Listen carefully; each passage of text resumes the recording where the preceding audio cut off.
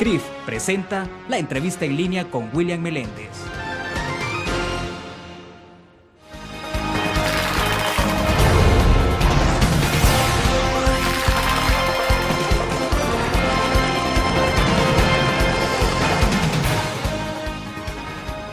Jueves 19 de julio de 2012, bienvenidos a la entrevista en línea que transmitimos en tiempo real desde la sala de redacción de La Prensa Gráfica. Saludos a ustedes que nos acompañan a través de laprensagráfica.com, también a nuestros televidentes que están con nosotros en Canal 25 y a quienes nos escuchan en GD Radio del grupo Dutriz. Este jueves con nuestro invitado conversaremos sobre el ejercicio del periodismo en la era digital, de los retos y desafíos y en general de la evolución del periodismo en América Latina.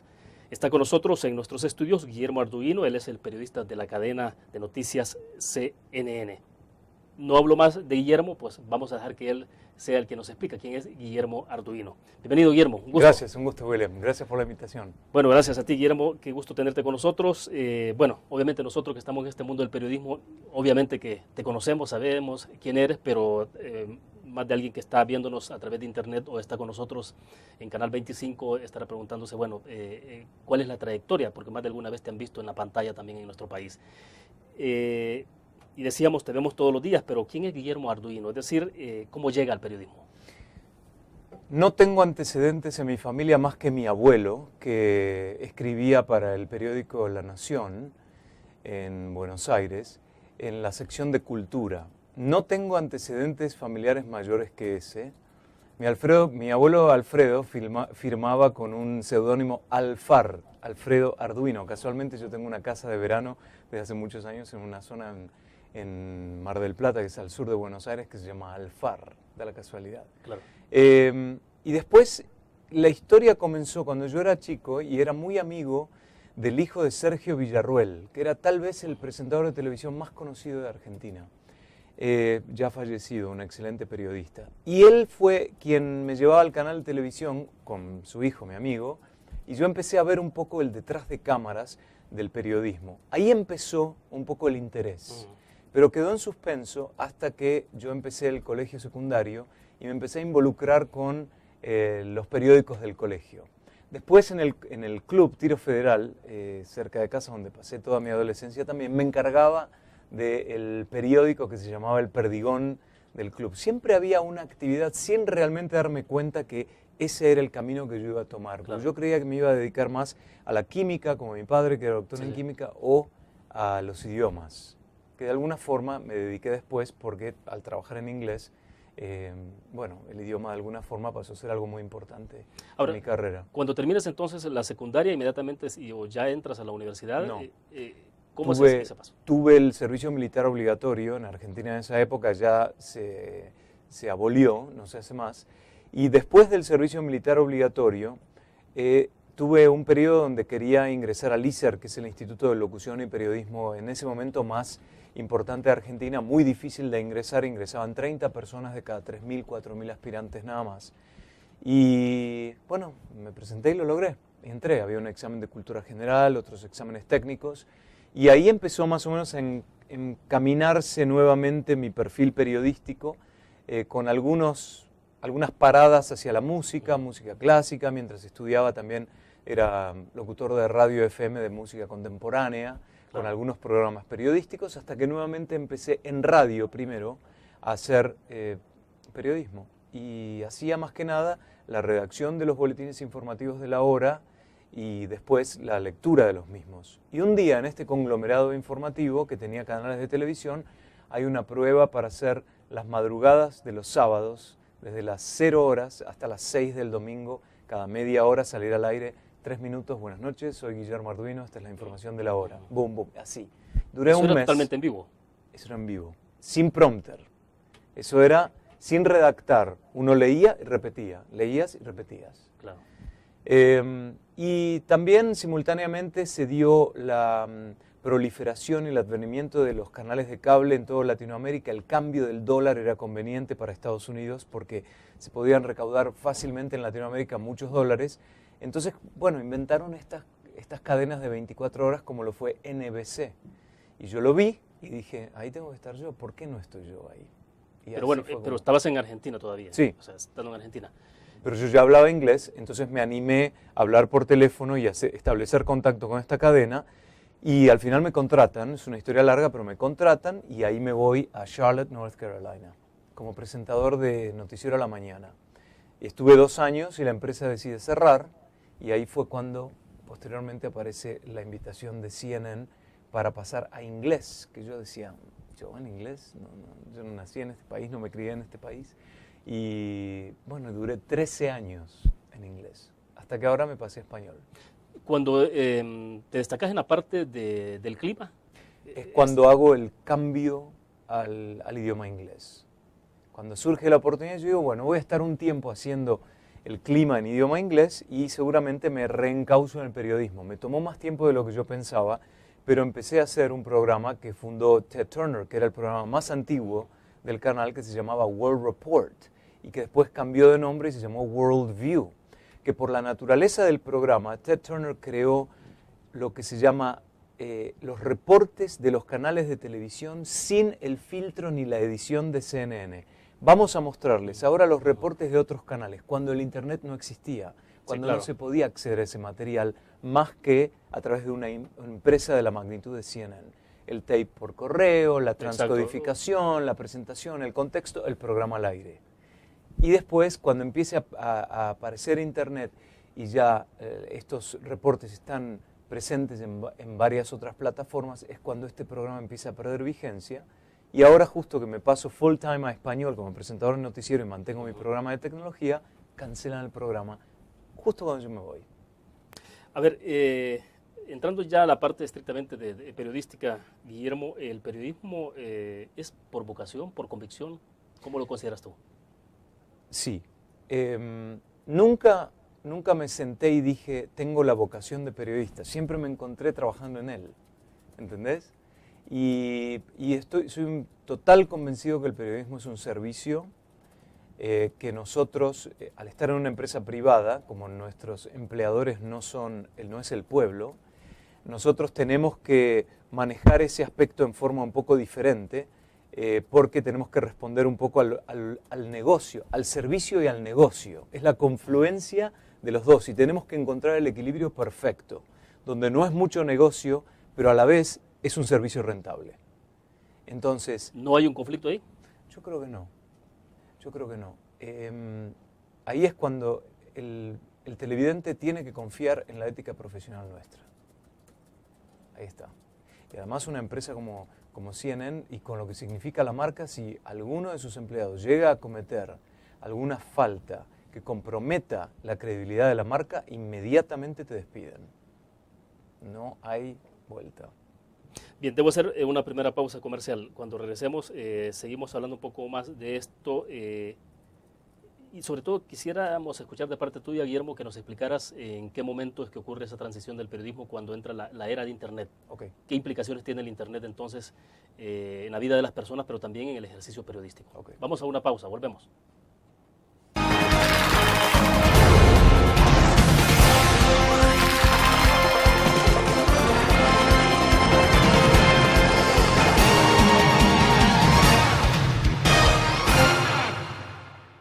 ¿Qué te parece si este año descubres nuevos destinos?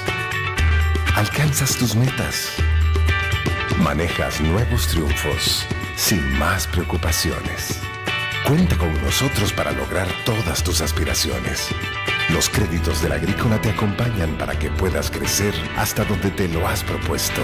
Solicítalos al 2210-9800 en bancoagricola.com o en agencias.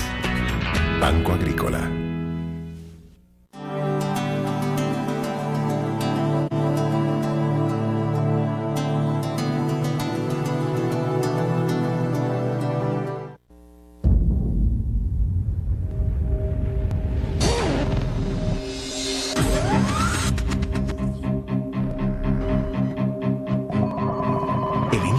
Estrategia financiera desde los negocios y la actividad económica hacia toda Centroamérica. El Economista Regional, una revista especializada donde encuentras el panorama empresarial y los principales movimientos financieros. El Economista, el modelo regional de información económica.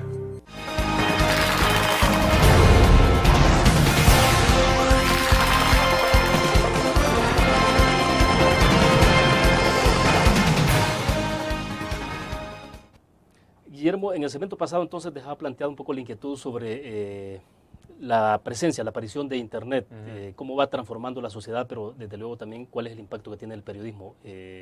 Decíamos en el corte comercial, bueno, estamos más o menos en la misma generación, lo hemos conocido, pero bueno, quisiéramos escuchar cómo lo han vivido ustedes entonces en una cadena tan importante como CNN.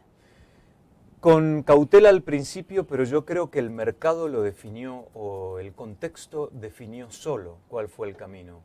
Es decir, el gran cuestionamiento, los grandes interrogantes que veíamos en la universidad sobre el periodismo ciudadano y esa especie de mirarlo desde arriba y decir, periodismo ciudadano, ¿sabes? Que compromete un poco la ética profesional o la esencia del mensaje, no se puede discutir más, ya está ahí.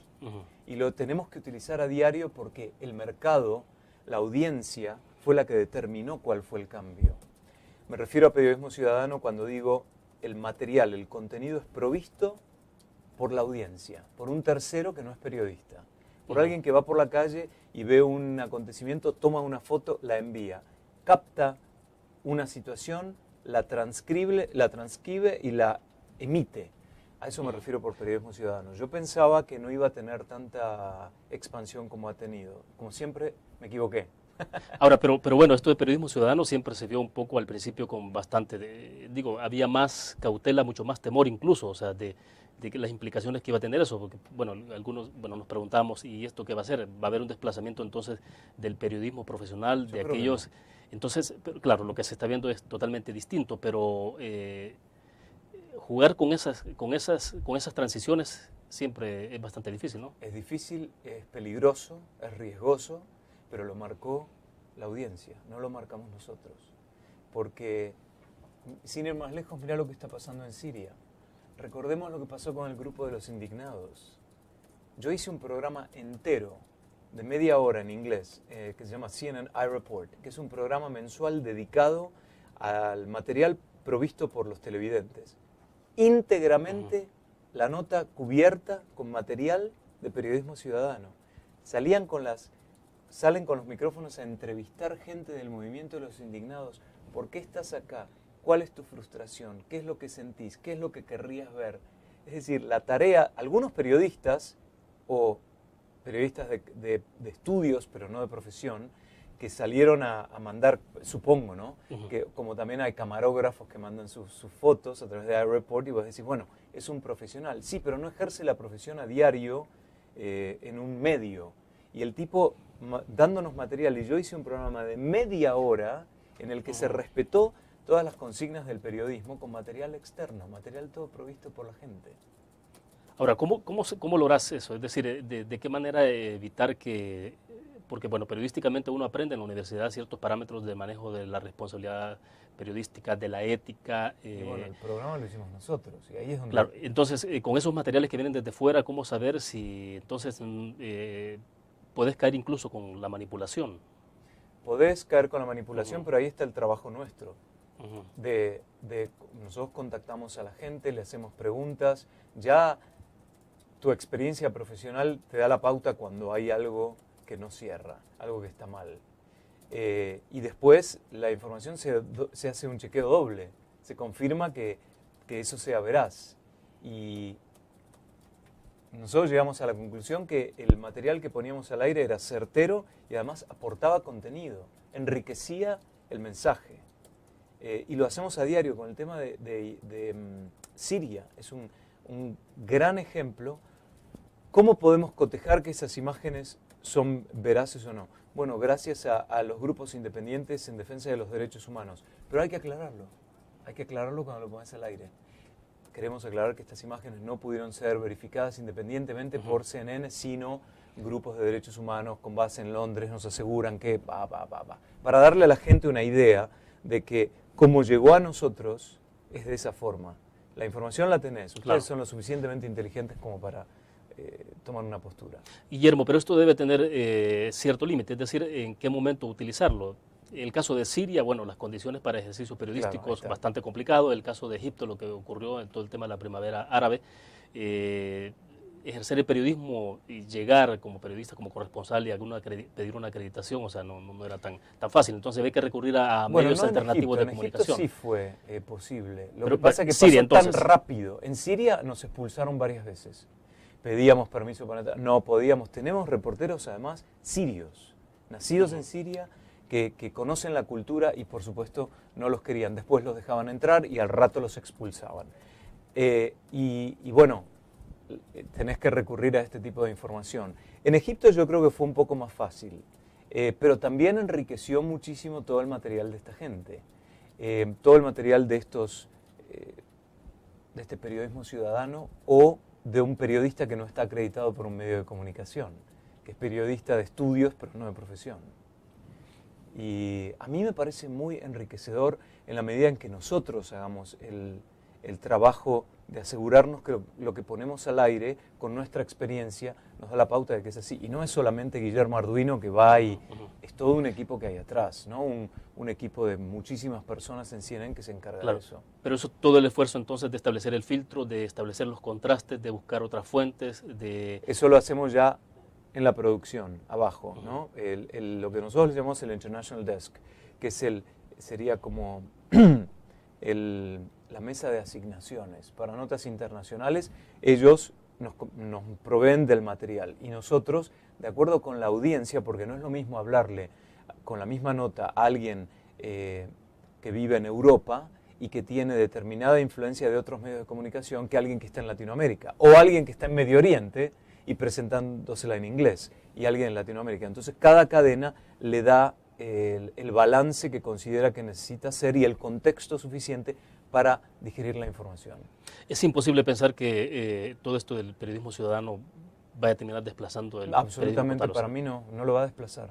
Para mí lo complementa hoy. Y tal vez, William, el día de mañana vamos a estar hablando no más de periodismo ciudadano, sino de otro movimiento que hoy no sabemos cómo se puede concebir y que nos ayude.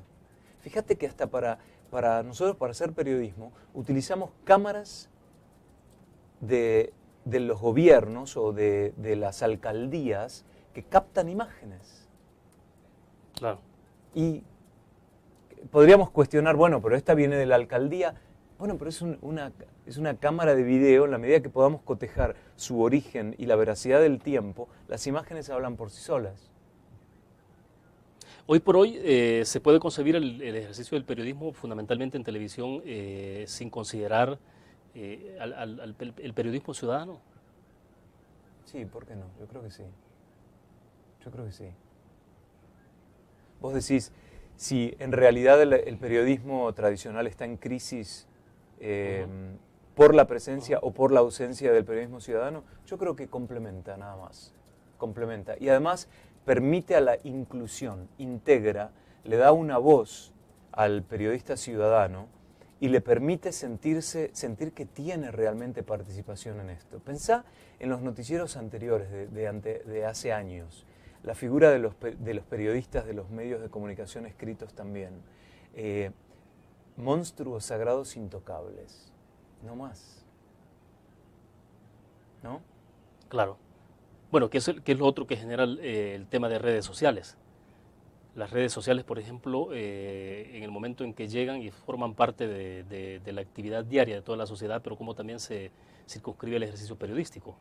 Y cómo el periodista entonces entra a formar parte en redes sociales, pero ya no hay esa comunicación, únicamente una comunicación direccional, sino la retroalimentación. Que es la base de cuando nosotros estudiamos la definición de comunicación.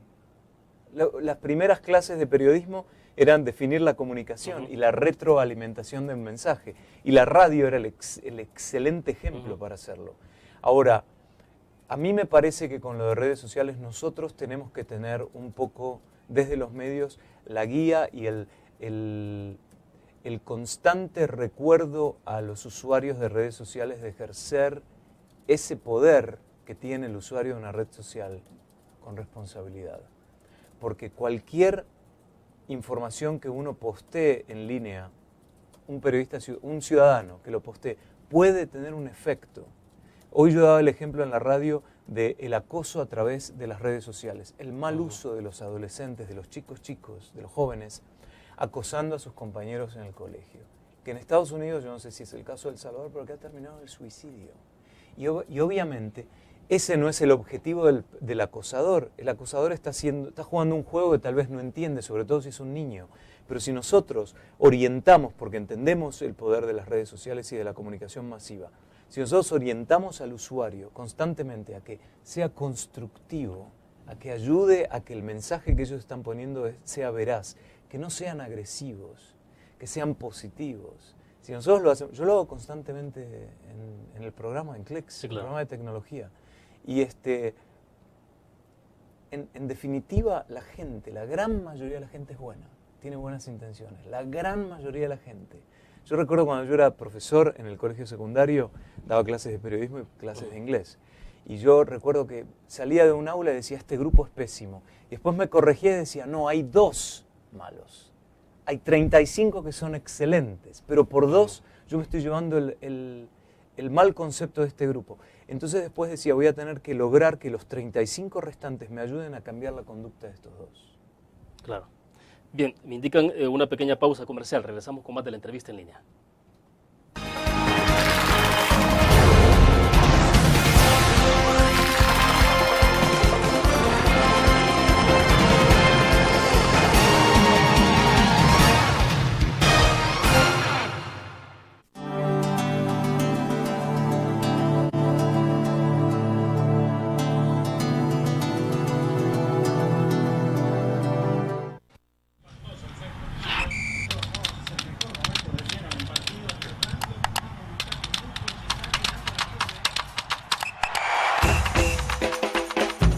La emoción del deporte está en www.elgráfico.com.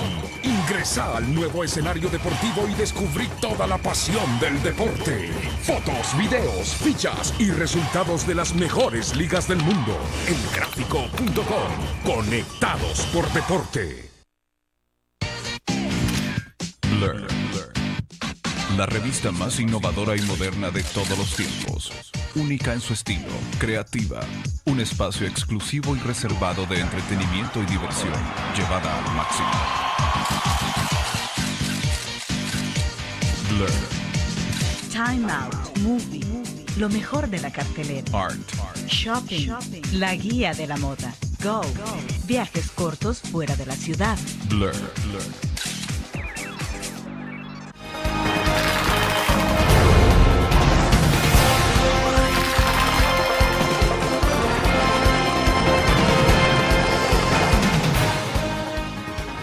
Nosotros en nuestros estudios Guillermo Arduino, él es periodista y conductor también de CNN. Guillermo, estábamos hablando entonces del tema de redes sociales, las consecuencias que esto tiene en la actividad social, los jóvenes, lo que hacía referencia un poco en el segmento pasado, el famoso bullying, ¿no? Exacto. Es lo que Cyberbullying se dice en inglés, el ciberacoso. Exacto. Entonces, ese es como digamos de cómo se ve el tema de redes sociales socialmente hablando. Uh-huh. ¿Cómo se concibe redes sociales en el ejercicio periodístico? Con un poco de cuidado, a mí me parece bien la participación y el input y el aporte de contenido por parte de las redes sociales. A mí me parece bien. ¿Y sabes por qué me parece bien? Porque le da una voz a la gente, le da una voz al pueblo.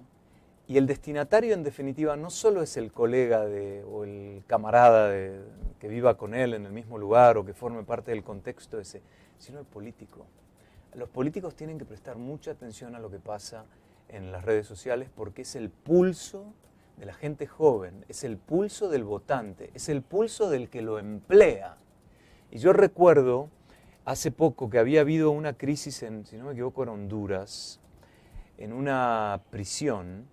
Y yo tenía al alcalde de esta ciudad en línea, en la línea telefónica o en Skype.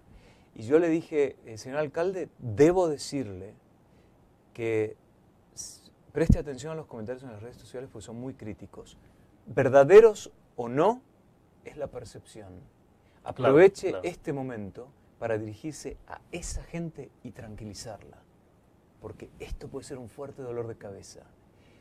Y él dijo, me contestó y me dijo, lamentablemente, yo no puedo en un par de palabras darles una solución, estamos en una situación de crisis, pero me comprometo a, de ahí en más, es responsabilidad de las redes sociales de seguir hablando sobre el tema y del periodismo de seguir indagando a ver qué pasa. Y seguimos con el tema de las prisiones porque fue una crisis bastante fea en Honduras. Pero me parece que en definitiva lo nuestro es un servicio. Pago o no es un servicio y debemos ayudar a la gente a vivir una vida mejor, a que esté informada y a vivir una vida mejor. Y para eso nos sirve este nuevo medio. Ahora, para los políticos es una situación bastante difícil en tanto tienen que exponerse. Ya no están en aquella vitrina donde están totalmente aislados y que la gente puede pasar y los ve, pero no escuchan a la gente. O sea, es una especie de pecera, decimos nosotros. Para que entiendan esto, ¿qué es lo que tiene que ocurrir? Te pregunto, porque bueno, en el caso de El Salvador, de diputados de la Asamblea Legislativa, ¿cuántos estarán en Twitter, por ejemplo, en Facebook? No sé, serán de 84, pueden ser quizás un 10 o un 15%. Se darán cuenta en las elecciones próximas. Ya ocurrió de alguna manera en la elección pasada de diputados y alcaldes un poco el efecto que está teniendo, pero en el país obviamente que esto de las redes sociales va mucho más despacio, avanzando, pero mucho más despacio. Porque El Salvador está muy conectado. Claro, pero lo que pasa es que en particular siempre he pensado que tiene que ver mucho esto con el tema de conectividad, el costo de la conectividad. Hay una generación sin duda alguna de jóvenes que está avanzando muchísimo en todo esto, pero claro, 2014 faltan prácticamente 2 años. Esta es una historia distinta para entonces. Andás a ver qué existe, qué plataforma existe en el 2014, ¿no? Yo lo que creo es que en mi programa yo utilizo... No en el noticiero, en el noticiero no, porque el noticiero es más tradicional el fin de semana y tengo que hablarle a una audiencia que la tengo bien identificada. Pero en el programa de tecnología yo estoy descubriendo quién me está mirando y lo estoy descubriendo a través de las redes sociales y de los estudios de mercado que hace el canal. Y me está llegando la noticia de que son más jóvenes de lo que yo pensaba. Y además están muy interesadas las empresas en patrocinar el programa porque es un segmento que gasta dinero y que le dice al papá, yo quiero comprarme un celular porque todos mis compañeros tienen el celular nuevo. Caso de mis sobrinos más chicos que tienen un teléfono de $350 y tienen 16 años. Claro. Yo digo, en Argentina un teléfono vale $350, un buen teléfono inteligente. Pero ¿y quién lo paga? El padre. Entonces, ahí está el poder del chico que antes no era un segmento de mercado.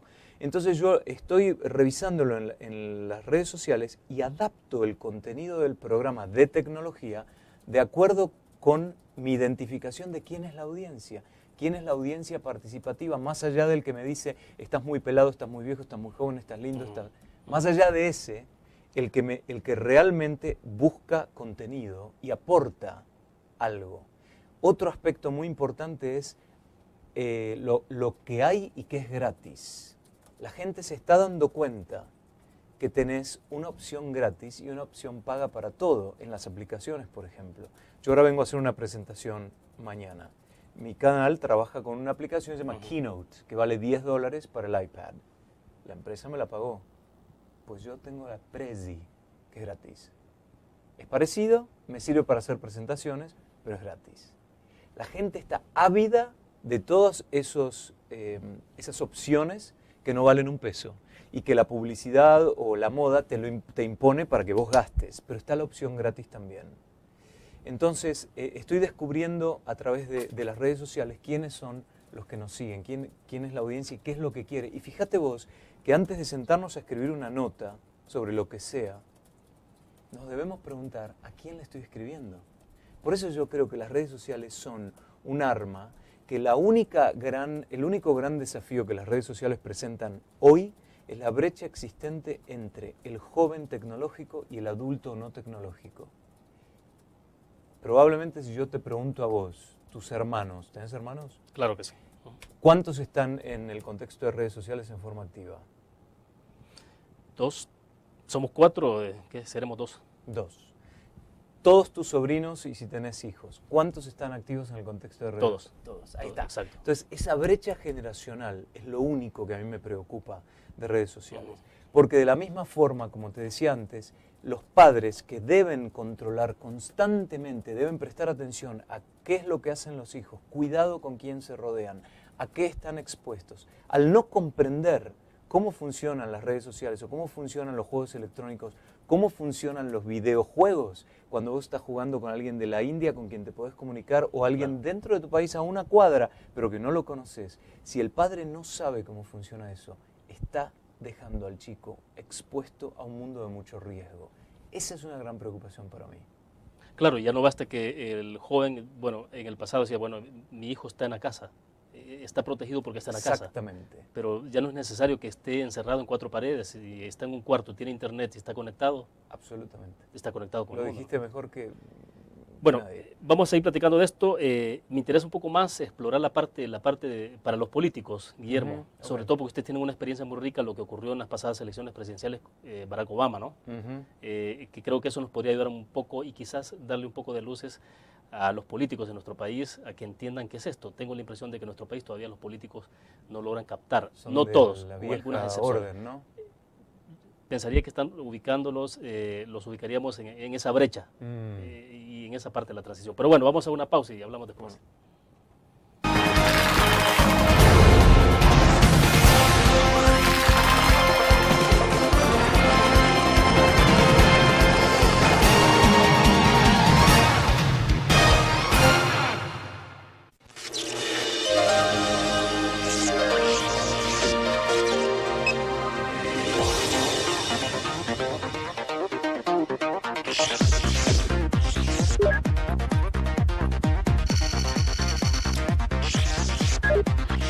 Estimulamos tus sentidos para que leas, veas, escuches e interactúes con la verdad. LPG Multimedia. Tu periódico es dinero, porque ahora puedes pagar con la prensa gráfica.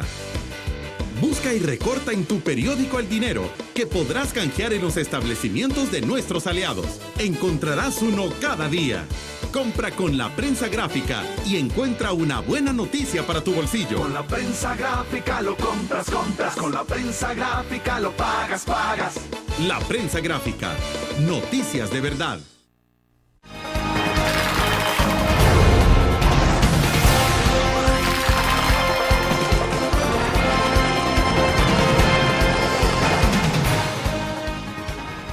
Guillermo, bueno, hemos hecho de alguna forma entonces la separación, la parte generacional, que está, de cómo de alguna forma eso tiene que ver de quiénes están en redes sociales, quiénes no entran en esta dinámica, y a veces tiene que ver con la edad, a veces tiene que ver también obviamente con un poco de apertura mental.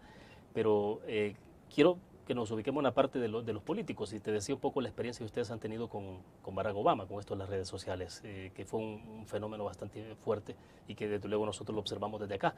Pero con los políticos entonces, ¿qué es lo que está pasando? ¿Vos recordás cómo Barack Obama hizo pública su candidatura? ¿Te acordás o no? A través de YouTube. Claro, claro. Cuando todo el mundo utilizaba los medios tradicionales de comunicación, la televisión, la radio.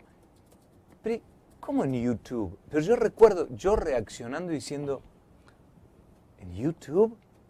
Pero un adelantado del equipo de él. El grupo de él fue un adelantado. Porque él le habló a gente que estaba ahí en un costado, olvidada por los grandes políticos, por los grandes estamentos, estaba ahí a un costado y le habló a ellos. Y ese joven va a vivir muchos más años y va a votar muchas más veces que los otros. Y bueno, el Partido Demócrata en general tiene una tendencia hacia el más joven, porque el joven es más idealista, ¿no? Con ideas más de izquierda y demás. Bueno, la prueba está que el tipo estaba en lo correcto, mientras que probablemente John McCain no sabía ni lo que era YouTube. Entonces yo creo que los políticos, que en general son mucho mayores, tienen que tener ahora un equipo, que ya lo deben tener, un equipo que se dedique a toda su estrategia de comunicación a través de medios digitales. Porque hay gente que no... Mira, te voy a dar un ejemplo. Yo tengo 48 años, ¿no? Me mudé a una casa nueva hace una semana. No más televisor en mi habitación. No tengo televisor. Tengo un televisor abajo en lo que sería la sala familiar. Que te basta con el iPad, la computadora. El iPad, la computadora, el iPad es lo mismo, un teléfono o un libro. Basta televisión.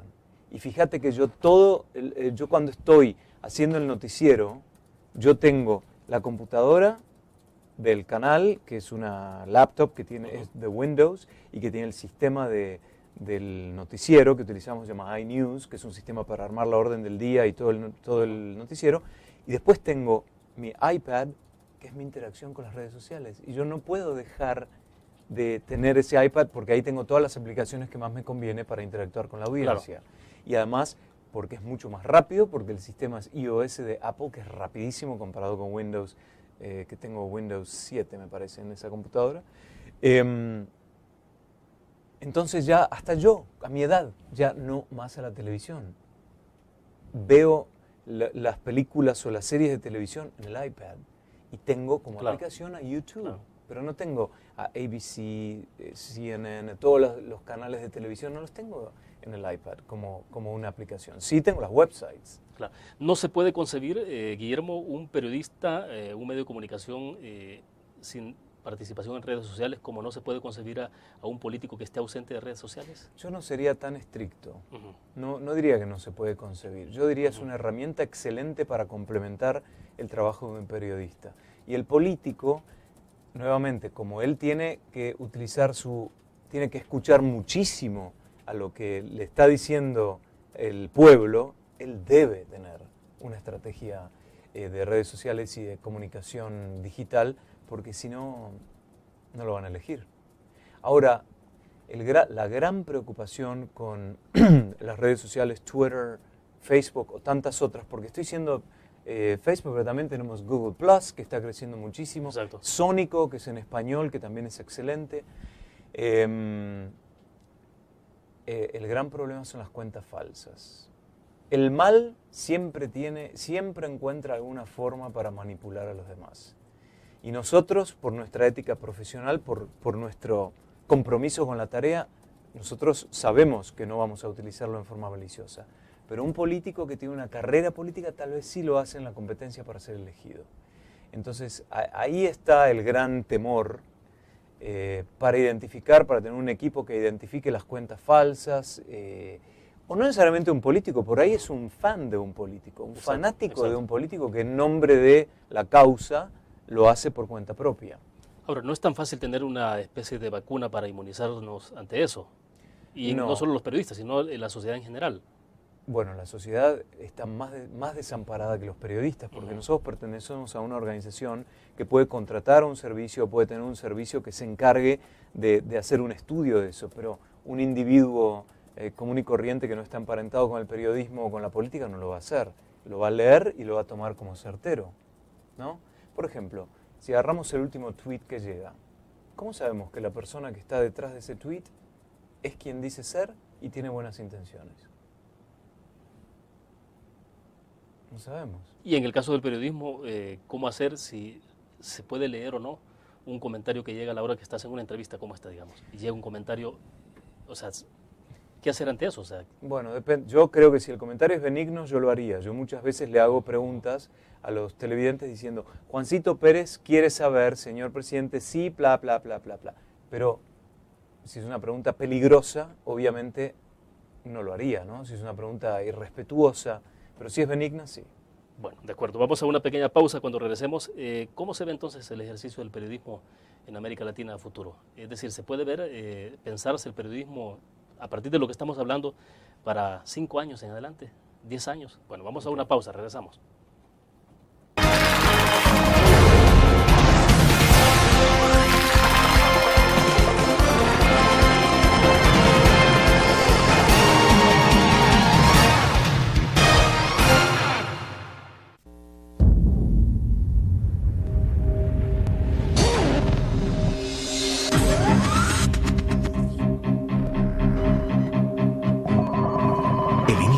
Estrategia financiera desde los negocios y la actividad económica hacia toda Centroamérica. El Economista Regional, una revista especializada donde encuentras el panorama empresarial y los principales movimientos financieros. El Economista, el modelo regional de información económica.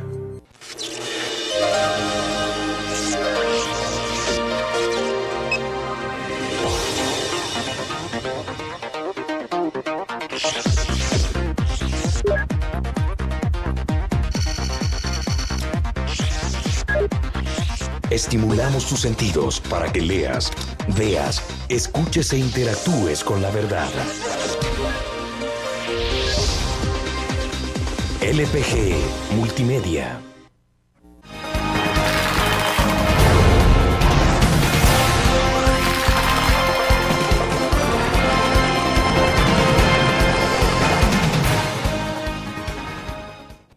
Guillermo, ¿cómo se puede concebir el periodismo en adelante, el ejercicio del periodismo en América Latina a partir de lo que hemos hablado en los segmentos anteriores que tienen que ver con todo este tema de redes sociales, de la participación de la gente, de esa comunicación de doble vía? Porque bueno, ahora a nosotros los periodistas, quienes nos siguen en Twitter, a través de Facebook, también nos emplazan.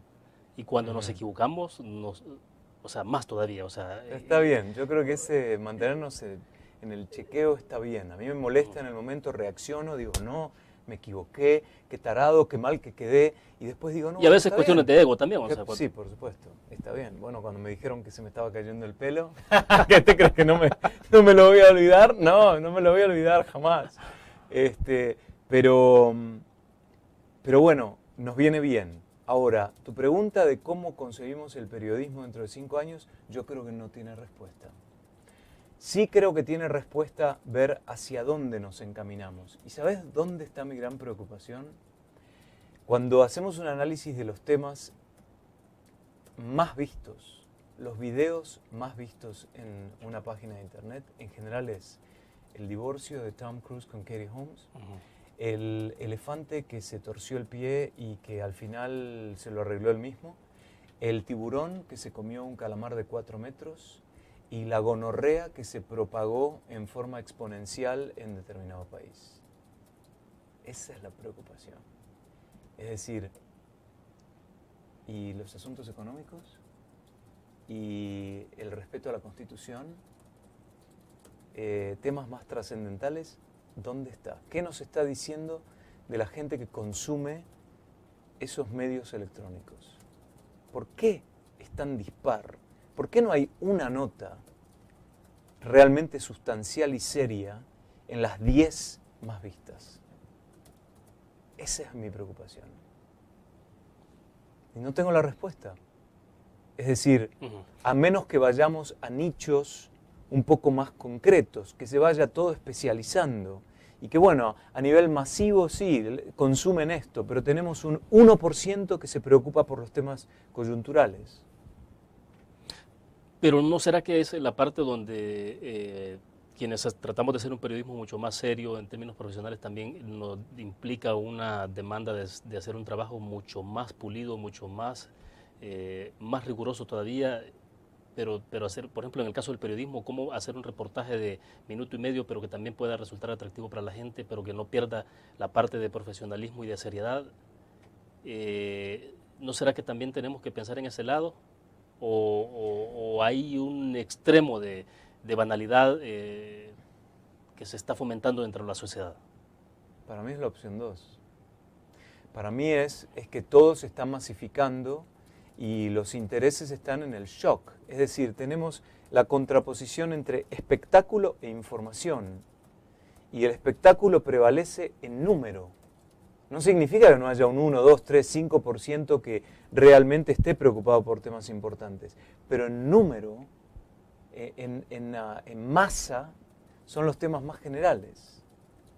A mí me da esa impresión. Por eso digo, podemos ver hacia dónde vamos y me parece que en definitiva la gente, todos somos muy egoístas y vamos a preocuparnos por lo que a nosotros nos interesa. Yo detesto la corrupción y la falta de respeto, por ejemplo. La detesto, no se puede negociar. Yo no puedo negociar la falta de respeto a los mayores. No puedo negociar el abuso a los niños y a los animales. Yo no me puedo quedar callado ante eso. ¿Entendés? Entonces, traslademos ese concepto a una persona que se manifiesta en redes sociales. ¿Vos viste la cantidad de grupos que hay en defensa de los animales en redes sociales? Es gente que tiene la pasión por el animal. Entonces se manifiesta porque le interesa. A eso digo, me refiero que somos un poco más egoístas. Pero por ahí, en términos de medio ambiente o de mejoramiento de la educación, se posterga un poco. Fíjate la participación de los padres en los colegios. Yo lo viví como profesor.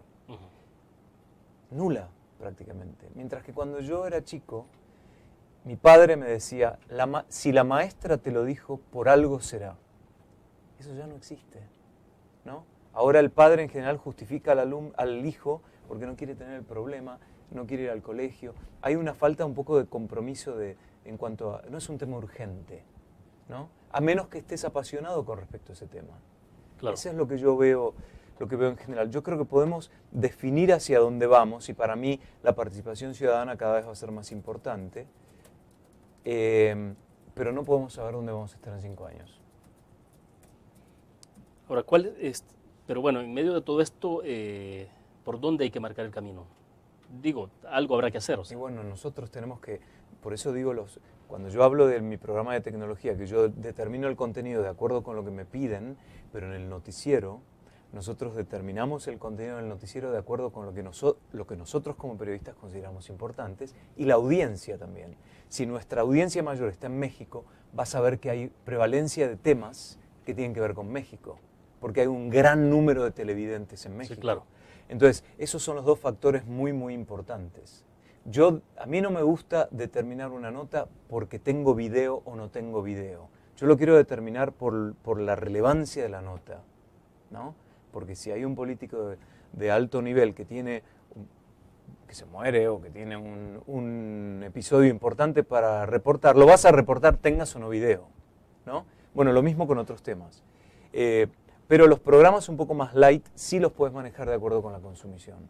Y en televisión, toda esta parte del show, del espectáculo, no está erosionando la base del periodismo serio, el periodismo profesional. Para mí pueden convivir. ¿Por qué no? Hay espacio para todo. Pueden convivir. Fíjate que hasta vos podés decir, porque nosotros lo hacemos en televisión, cobertura más amplia se encuentra en cnnespañol.com, donde hay una galería multimedia con fotos, videos, reportes, notas. La complementación de la información está en otra plataforma. En la televisión como tal hay algunos temas que no se pueden expandir más por cuestión de estructura. Sí, claro. O porque además, como decía antes, es el equilibrio entre el negocio y el servicio. Y hay mucho consumo de parte del espectáculo también. Como deportes. No nos cuestionamos sacar deportes el fin de semana. Bien, vamos a hacer otra pausa comercial. Cuando regresemos, Guillermo, todo este tema de redes sociales, la llegada de Internet, ¿a quién ha desafiado más en términos de medios de comunicación? ¿Prensa escrita, la televisión, la radio? ¿Quiénes son los que están más desafiados? Pregunto esto por la experiencia que uno alcanza a leer de lo que ha sucedido con muchos periódicos importantes en Estados Unidos. Vamos a una pausa, volvemos.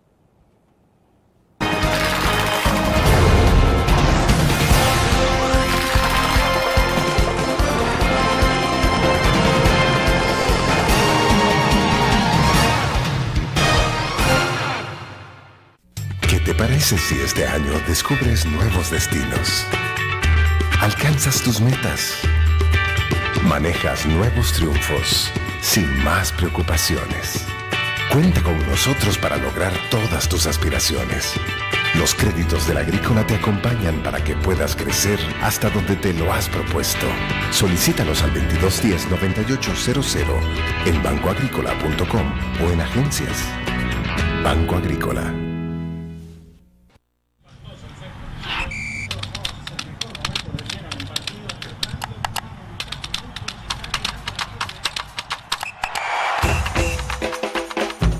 La emoción del deporte está en www.elgráfico.com. Ingresa al nuevo escenario deportivo y descubrí toda la pasión del deporte. Fotos, videos, fichas y resultados de las mejores ligas del mundo. Elgráfico.com. Conectados por deporte.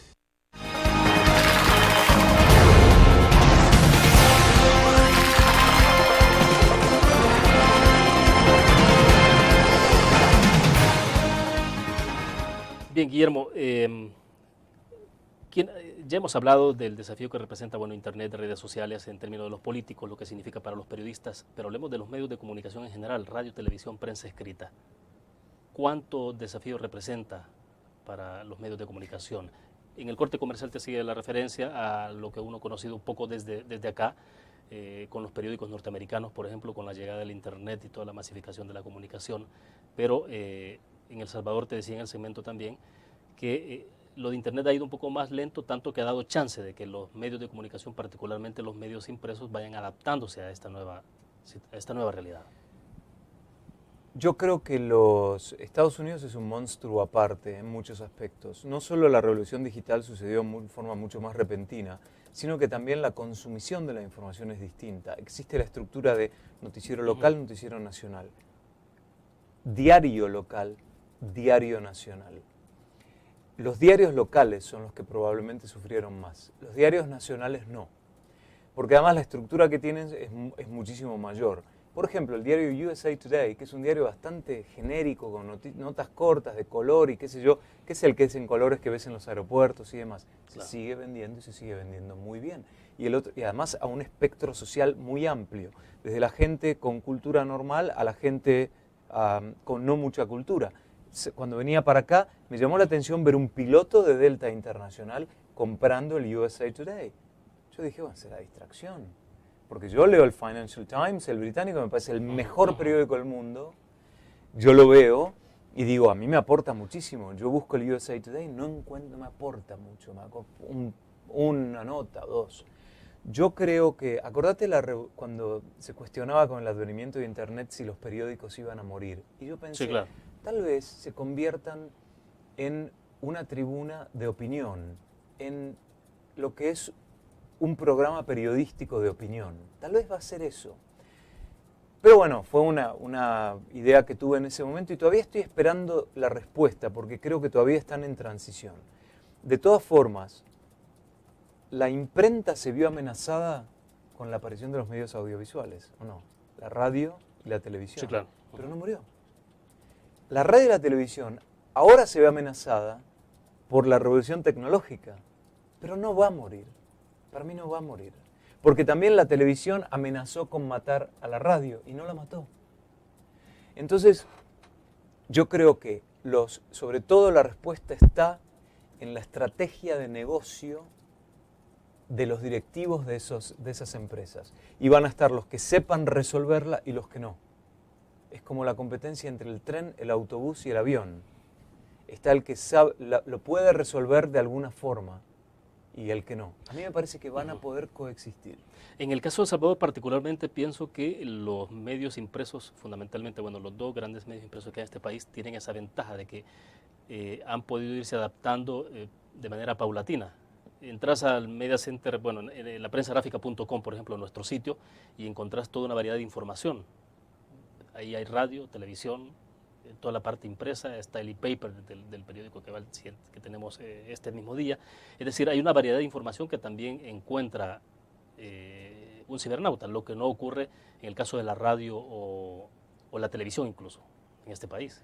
Yo recuerdo un grande de la publicidad en Argentina que se llamaba Diez, de apellido, que él dijo a principios de los 80, dijo, va a llegar un momento donde lo antiguo se va a disfrutar mucho y uno va a estar comiendo una tostada de pan casero con mermelada casera con la computadora al lado debajo de un árbol.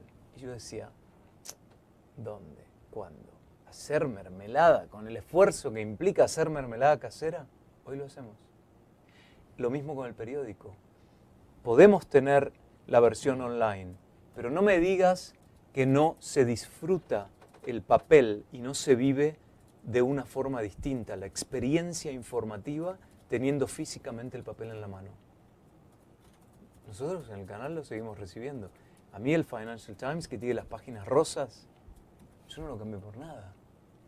Entonces creo que también tiene que ver con la experiencia, como manejar un buen auto, ¿no? Decís, no, 6 cilindros, porque yo no soporto poner primera en uno de 4 cilindros y que no tenga fuerza. Es más o menos, creo que tiene que ver con la experiencia.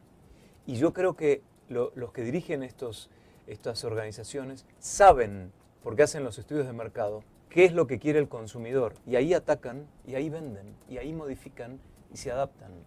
Esto es parecido a lo que ocurrió entonces en el caso del libro. O sea, Claro que ha disminuido en algún momento determinado el libro físico. Pero también pasó en forma más pronunciada, como vos dijiste con respecto a Estados Unidos, el cambio, porque los bookstores están cerrando. Te queda Borders cerró, te queda Barnes Noble. Y están tratando de avanzar en el mercado de los e-books, ¿no? Están tratando ellos mismos de hacerlo, pero ya hay muy poca publicación. Bueno, interesante, pero el tiempo se nos ha agotado. Guillermo, gracias por estar con nosotros. William, muy gentil. Gracias, buena suerte. Bueno, terminamos entonces la entrevista en línea. Gracias a ustedes por su fiel sintonía. Nos vamos a ver mañana.